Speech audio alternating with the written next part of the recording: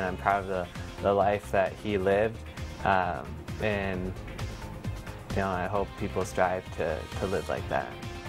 A life full of achievements and goodwill cut short. We're going to show you how the University of Sioux Falls is honoring a former athlete right now. Good evening. Teammates, professors, and coaches are remembering a University of Sioux Falls star athlete as their friend and brother. 26-year-old Bill Brockmuller died after a skiing accident in Colorado.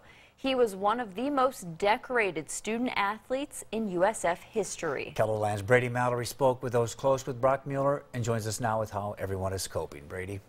Well, according to a Caringbridge Post, doctors took Brockmuller off life support Monday afternoon, and he died shortly after.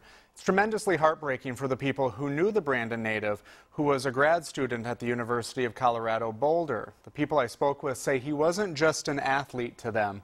He was a gifted student, a kind person, and a great friend.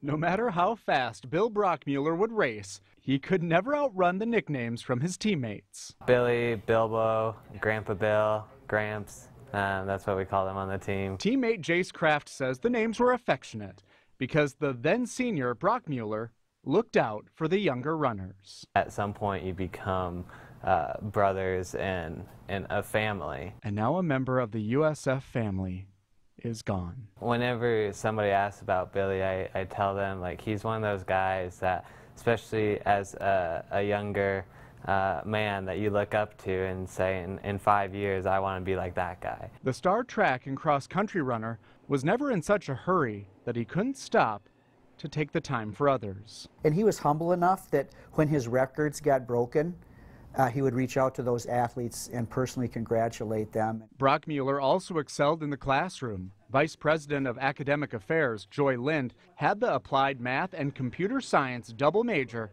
in several of her classes. He had this combination of incredible intellect, but also a humility, a kindness, a compassion.